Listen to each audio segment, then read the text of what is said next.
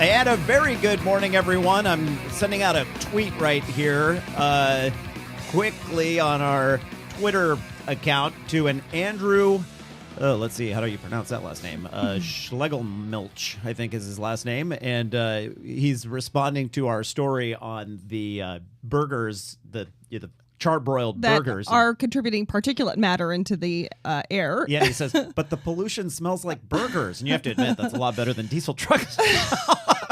I couldn't agree more. And I've thought about it so many times as I have been passing a restaurant, or even sometimes down in Los Angeles on the street corners, they'll be cooking up like carne asada and stuff, and you can see the big plumes of smoke coming up, and I always think, oh, that can't be good. But the smell sure is. Smells and tastes great. I have to agree. Patty Pyburn joining me, my co-host, and the gal is 1 year older today. We won't say what Thanks for reminding me. age that is, but we're the same age. So we're the same age. Today we're the same age. Yes. So happy birthday, Patty Pyburn. I like the first half of the year where I'm not as old as you.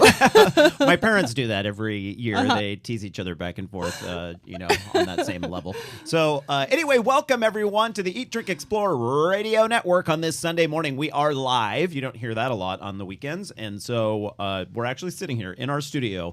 I wish there was living and breathing. Living and breathing. It's sunny outside in San Luis. If you're watching us online or via your smartphone or tablet, you can actually see the broadcast, and you can see sun streaming in behind me because it is going to be yet another beautiful fall day, which we have so much of here on the Central Coast and California in general this time of year. It's awesome. Great weather to get out and walk. And some cities are designed to do just that. When I lived in San Francisco, all I did was walk. It was easier. Very walkable. It was easier than getting in your car and trying to find parking, right, for the most part. And then even public transit got stuck in some of the gridlock that you can have in the downtown city core. And so it really sometimes was just more convenient to get on foot and walk around. And it's good for you. Other places, Los Angeles is getting a lot better, but other places are designed for the car. And when you're walking, you feel like you're in the way constantly and dangerous. Yes, it can be dangerous. Yes. As well. Well, there is an effort to make California cities more walkable, and on a health aspect, to just get people out there walking because it is so incredibly good for you. Tony Dang joins us right now, I believe from San Francisco, with California Walks. And a very good morning to you, Tony. Good morning, Randall. How are you doing? Thanks for having me on the show. Yes, no, we're happy to have you here. And what is the main number one effort of California Walks? Well, California Walks has a lot of efforts, but our mission is really to elevate the community voice in state, local, and regional decisions around investments in transportation that really intimately impact the health and safety of everybody who walks. Okay, and so what would examples of those be? Sure. Right now, California Walks is working with a number of our state partners to ensure that Caltrans, which is our State Department of Transportation, continues to fund walking, biking, and safe routes to school programs in its implementation of the recently passed federal transportation reauthorization bill. That's interesting, Tony. I'm sorry to stop you quickly there, but when the minute I think Caltrans, I think highways. I don't think about walking, but right there in their name, it's transportation. It doesn't have to be the car, right? Exactly. And so California currently receives $3.5 billion in federal funds for transportation projects, and yet only 3% of those funds go currently to walking and bicycling projects. Wow, that is not much. And for people who walk, they actually represent 20% of traffic fatalities in California. So our major effort right now is to make sure that there's really a fair share of funding for safety to improve the safety of the people who are walking in California. Did you say that pedestrians make up 20% of traffic fatalities? That's correct. Wow. And combined with bicycling, walking and bicycling represent nearly 15% of travel modes. So even though that's a small percentage of travel modes, they're overrepresented in the number of traffic fatalities. I should say. And you think there would be a motivation to make walking and biking both happen more, because we know that helps with, we were just talking about particulate matter, but it really helps air quality in cities. It does.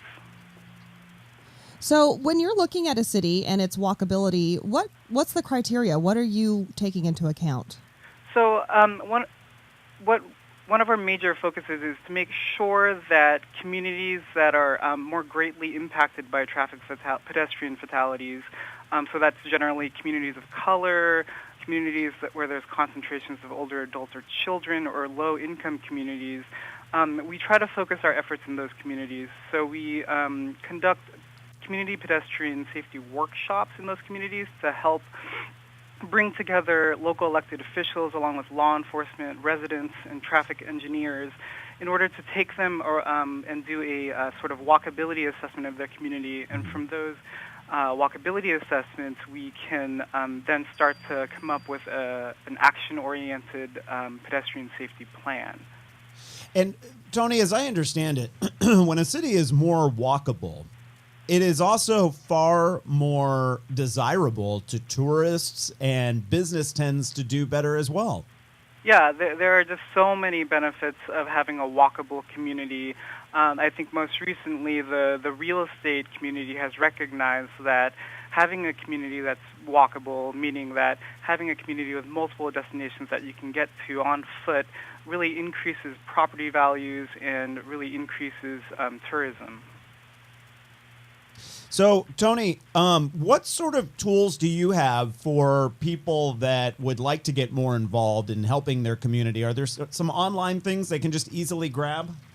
Well, you can always go to our website, californiawalks.org, and California Walks runs a network of local organizations. So, for example, in Santa Cruz, there's Mission Pedestrian. In Santa Barbara, there's Santa Barbara Walks.